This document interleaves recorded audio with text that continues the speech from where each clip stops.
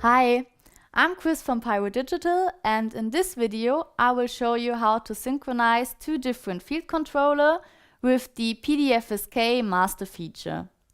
First of all, you have to connect the two field controllers with each other. You put it in timecode out on the first field controller and in timecode in.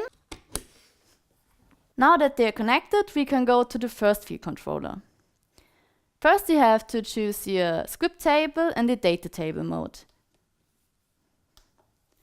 This is already selected like I wanted to select, so I don't need to do anything here. After that, I have to put in the network cable.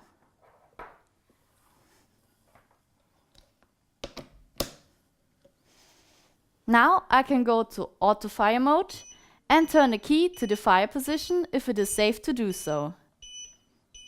On the first field controller, which is our master, I will choose internal plus FSK master. Now we can go to the second field controller.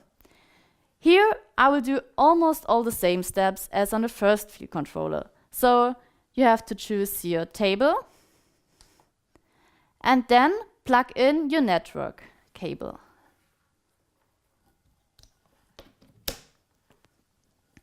Go to auto fire mode and turn the key to the fire position if it is safe to do so, of course.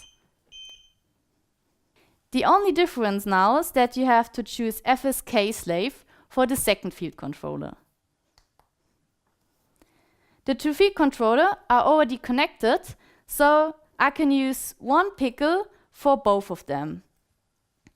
Hold the enable button and press fire to start.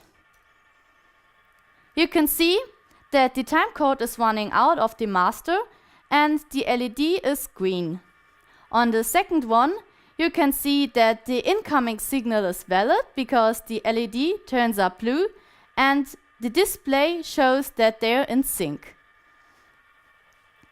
Thank you for watching, and for more information check out our website pyrodigital.com. See you in the next episode. Bye!